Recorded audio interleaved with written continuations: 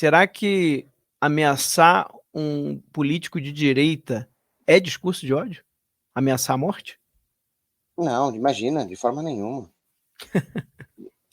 De maneira nenhuma, porque a direita fascista, negacionista, bolsonarista, eles não defendem a tolerância e o amor. Então, eles têm que ser tratados como, né? Existe um negócio que chama paradoxo da tolerância, né? De um filósofo, de um pensador chamado Popper. Ele falava o seguinte: nós devemos tolerar os intolerantes.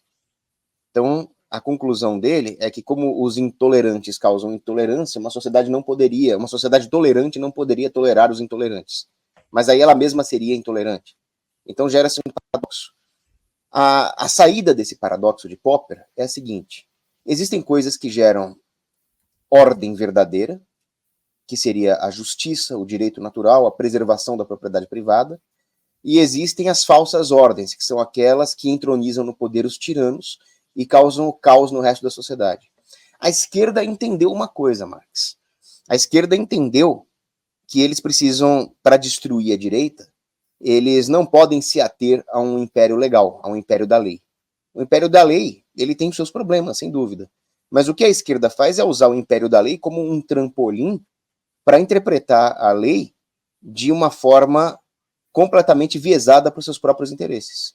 Então, no final das contas, não espere coerência da esquerda. Eles vão aplicar aos amigos tudo e aos inimigos a sua própria interpretação de lei.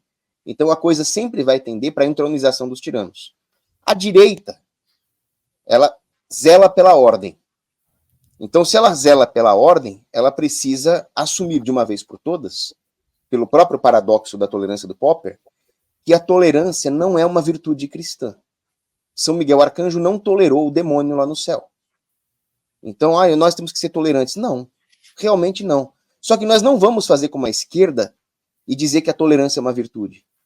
Porque nós não podemos tolerar realmente os desordeiros, os inimigos do povo, os inimigos da propriedade privada, os inimigos da família, os inimigos da igreja. Nós temos que assumir, então, que a direita precisa reagir. Nós estamos sendo vítimas da esquerda. A esquerda nos trata dessa forma. Eles apregoam a tolerância quando estão por baixo, e uma vez no poder, eles são os mais intolerantes de todos, usando essa intolerância contra os cidadãos de bem. Isso dizia um arcebispo católico, Charles Chaput. Então, já que a esquerda quer guerra, é assim, então não tem lei, não tem parâmetro, realmente, o que está por trás do universo não é um papelzinho rabiscado chamado Constituição ou chamado lei. O que está por trás do universo, subjacente ao universo, é uma guerra entre os filhos de São Miguel Arcanjo e os filhos de Lúcifer. Essa é a guerra. O império da lei é importante para manter algum grau de ordem social, sem dúvida, mas nós nunca podemos esquecer que nós estamos numa guerra espiritual. A esquerda já provou ao longo da história que ela é uma ideologia genocida, que causou a morte de centenas de milhões de pessoas. É só ler o livro negro do comunismo para vocês verem do que o comunismo é capaz. Podem incluir aí as mortes causadas pelo nazismo e pelo fascismo, que também são ideologias revolucionárias, coletivistas, socialistas, como o próprio líder dessa ideologia dizia, o Adolf Hitler. Ele falava: nós somos socialistas.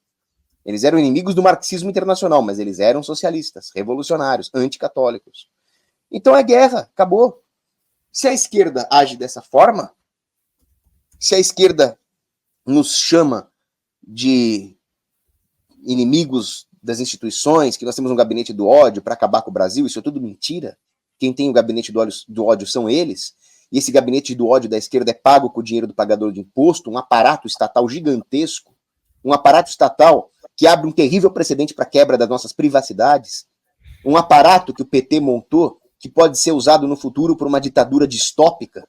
Isso é uma ameaça à liberdade, isso é uma ameaça às instituições, isso é uma ameaça à segurança nacional. Então a esquerda tem que ser tratada como eles são, terroristas, mentirosos, e se eles não nos toleram, por que nós vamos tolerá-los? Pois é, muito interessante que você comentou, Paulo, já que você trouxe para um lado filosófico, né? Um dos maiores filósofos de todos os tempos, com certeza, é São Tomás de Aquino, e ele diz que o ódio, muitas das vezes, pode ser o complemento do amor. É bem interessante, porque ele diz o seguinte: se você ama algo, você tem que odiar o contrário daquilo.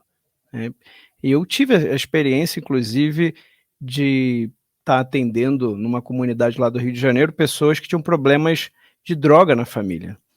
E a mãe, exatamente porque ela ama o filho, ela odeia a droga. Porque ela quer o bem do filho dela. Então ela não pode simplesmente ficar indiferente a algo que faz mal ao filho dela. Então ela ama o filho e ela odeia com todas as forças a droga. Esse é um caso típico, né, de um ódio que ele é complemento, não é contrário, ele é complemento do amor. Então o que você está falando realmente faz um certo sentido, sim. Não adianta tentarem te impedir de assistir os meus vídeos. Nós sempre vamos dar um jeitinho para que você fique por dentro de tudo que tá rolando. E agora você pode ter esse acesso a todos os meus conteúdos com o aplicativo da nossa família. Com o app do Te Atualizei, você vai ter acesso no seu celular a todos os conteúdos que eu faço para te atualizar com o rumo óbvio das coisas. Vai ser só um clique para você assistir a tudo isso aqui. Os meus vídeos exclusivos que eu faço no sofá, as edições especiais do News, o meu jornal semanal, documentários sobre temas de política, podcasts, entrevistas e muito mais. Por enquanto, o app está disponível apenas para quem tem Android, mas daqui a pouco vai sair a versão para iPhone. Libere seu acesso a todos os meus conteúdos que estão disponíveis somente na minha plataforma.